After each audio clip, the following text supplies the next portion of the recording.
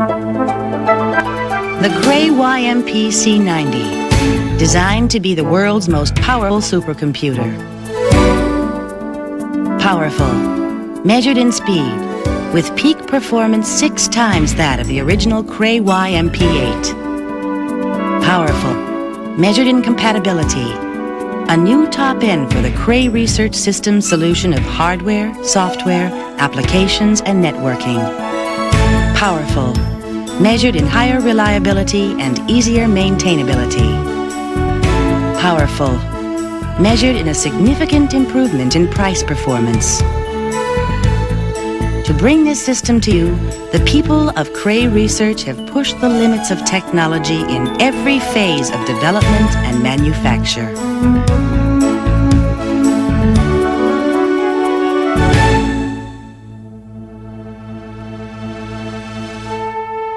One of the first challenges designers set for themselves was to dramatically increase throughput using a dual vector pipeline, while still maintaining the vector processing performance customers expect from Cray Research. The challenge with the dual pipes is to get the data in and out of the registers, and then through the functional units, back through the registers and back to memory, and to sustain that bandwidth.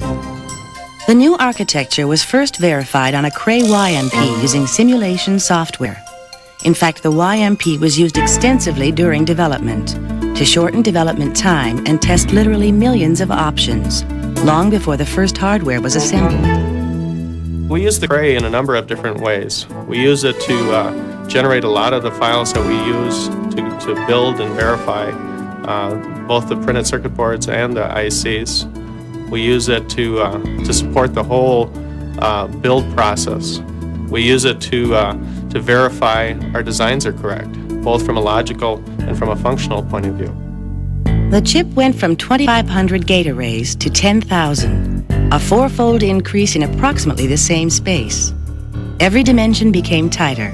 Every feature tolerance became more critical. In the midst of design work, a new challenge appeared.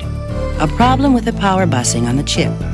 The solution seemed fairly straightforward to the Cray IC designers. So they came to us, the processing group, and said, we've got a fairly simple fix. All you really need to do is just add a 4th level of metal to your 3-level metal structure. And it sounds fairly straightforward, but at the time I don't believe there was anyone producing a 4-level metal process for the outside world. It's the frontier of technology. No one understands the challenges with topography and what we're going to hit when we get there. Because the designers couldn't afford to wait, the IC lab at Cray Research took on the task of developing the new process. We gave it our best shot, and in 6 weeks we had working 4-level metal parts out. And it's a process that we transferred to Motorola after we developed it here. And at that time, it was 2 years ago, we don't know of anyone that was producing 4-level metal parts in production. Certainly not for building machines of our caliber. The requirements for the ceramic package that holds the chip presented another set of opportunities to push the technology.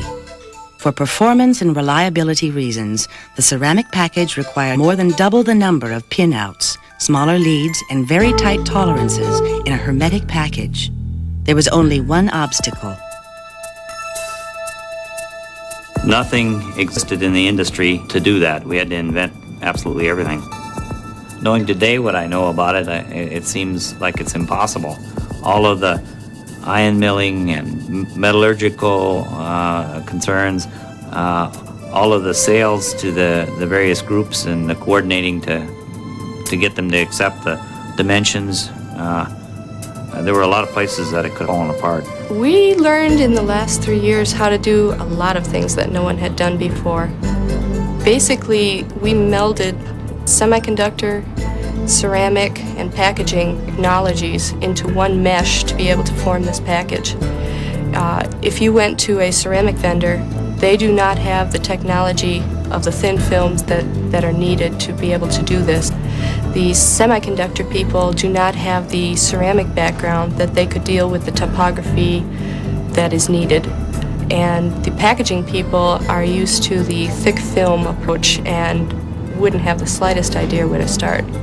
It's been an incredible learning experience, and I think it's a very valuable package to the industry in general, not just Cray Research, but I think it will be a driving force for the packaging technology of the future. The YMP C90's performance criteria affected manufacturing as well, including finding new ways to attach the package to the board. Bonding technology was adapted from the integrated circuit industry to ensure the highest product reliability. When I first started with C90, one of the major challenges that we faced was the bonding technology. It was a company decision that we will go to a gold-gold interconnect on the C90, and the only way to do that is to use the IC world's technology of bonding. No one had ever used this approach before on the outside of an integrated circuit to attach the package to the board. In the C90, when you take it to the outside world and the geometries are bigger, the equipment doesn't exist, it's not just the different technologies in the bonding that we're doing, it's the equipment also.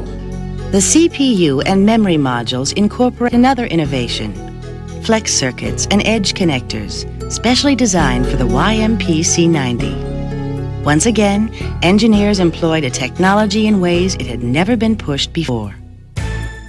Because of the gold-to-gold bonding, we needed to develop flex circuits that were very clean, very small geometries, but we had to have a soft gold on these flex circuits, and so the handling characteristics of the flex circuits, the different vendors that we worked with on flex circuits, this was totally new to them.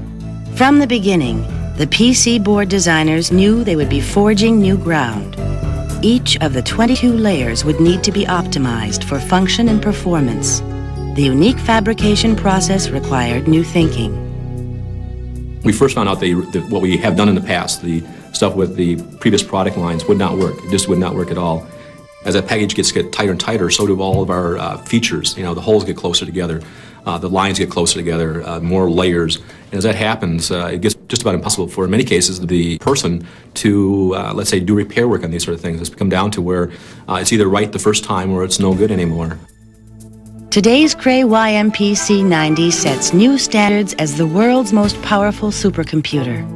New standards in speed, compatibility, price performance, reliability, and maintainability.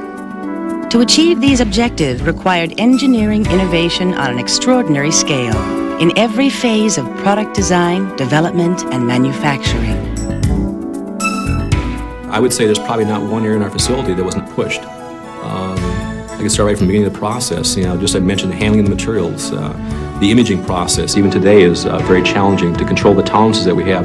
We literally pushed, I would say, in most areas, our process right to the edge. The YMP C90, from the people of Cray Research, a supercomputing tool of exceptional power and capability.